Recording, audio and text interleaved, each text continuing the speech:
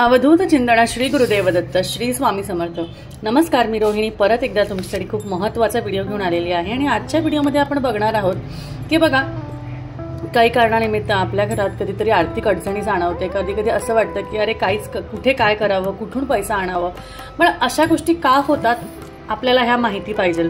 बघा, मला पूर्णपणे ह्यामध्ये असं काय म्हणायचं नाही किंवा पूर्णपणे तुम्हाला अंधश्रद्धा पसरवायची नाहीये, पण काही कारणं असतात जे खरे असू शकतात, काही कारणं नाही पटली तुम्हाला तर सोडून द्या। अगदी काहीही त्यामध्ये असा विशेष काही भाव नाहीये, त्यामुळे तुम्ही नक्की त्या गोष्टी ऐकून तरी घ्या। कसं होतं ना, आपण थोड्याफार गोष्टी बदल केल्या तर त्यामध्ये थोडा फरक मिळू शकतो। आणि कसं असतं, कोणत्याही आध्यात्मिक गोष्टीच्या मागे सायंटिफिक गोष्टीचा सुद्धा एक वे असतो ज्याने आपल्याला त्याचा अर्थ कळतो।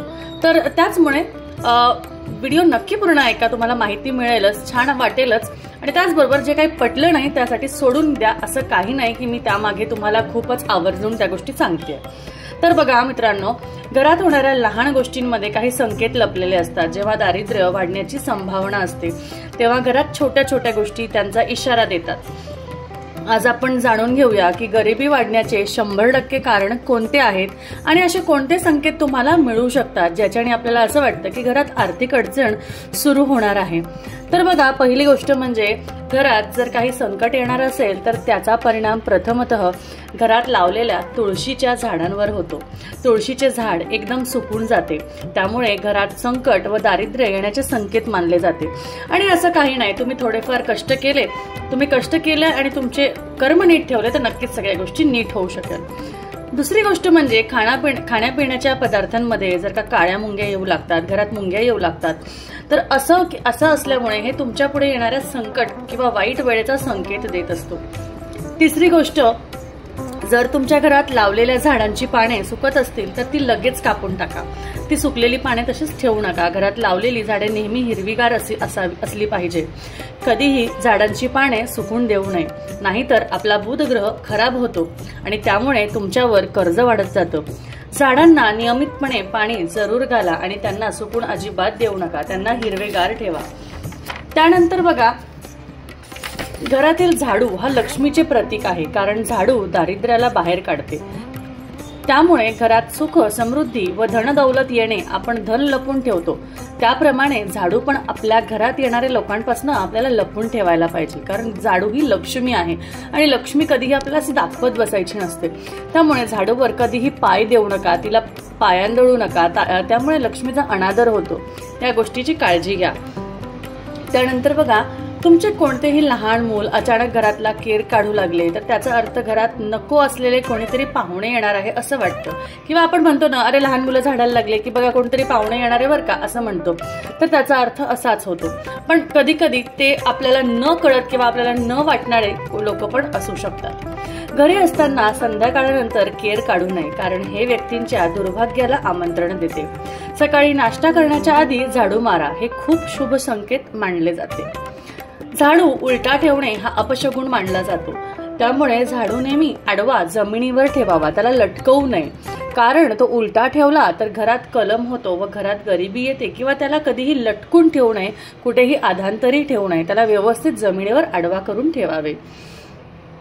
त्यानंतर अंधार पडल्यावर केर काढू नये, त्यामुळे माता लक्ष्मी नाराज होते।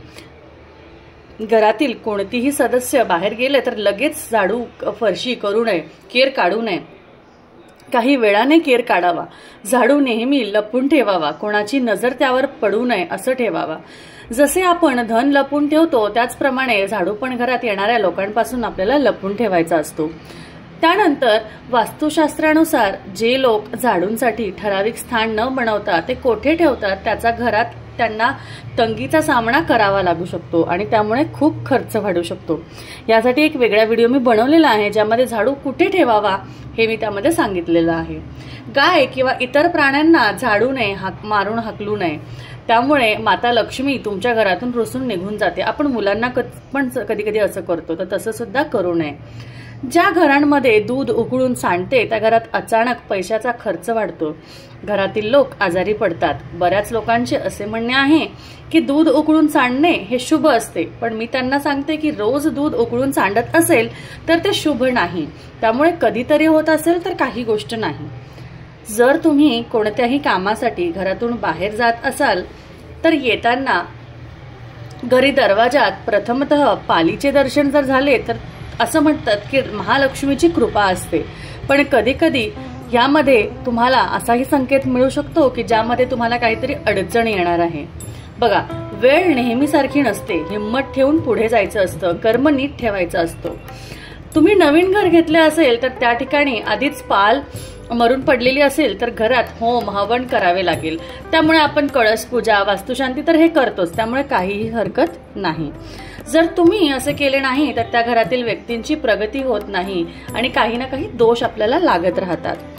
त्यानंतर बघा, डोळ्यांचे पापणी फडफडणे हा पण एक संकेत असतो। महिलांचा डावा डोळा फडफडणे शुभ संकेत मानले जाते आणि महिलांचा उजवा डोळा फडफडणे अशुभ संकेत मानले जाते।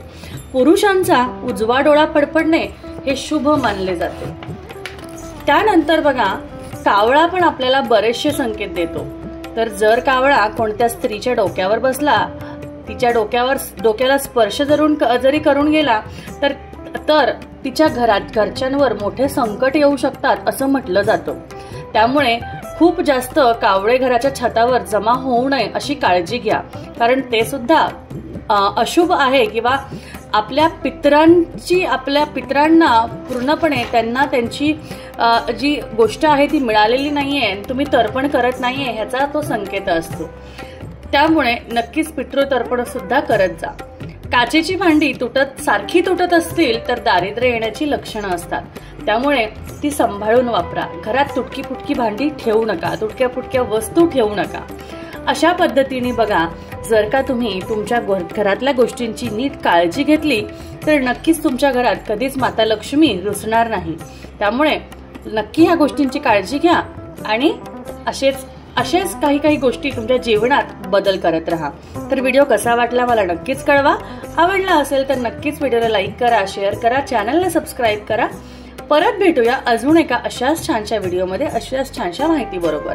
आवडला असेल तर लाईक करा, नसेल आवडला तर सोडून द्या। त्यामुळे चला भेटू। अवधूत चिंतन श्री गुरुदेव दत्त, श्री स्वामी समर्थ, जय जय स्वामी समर्थ।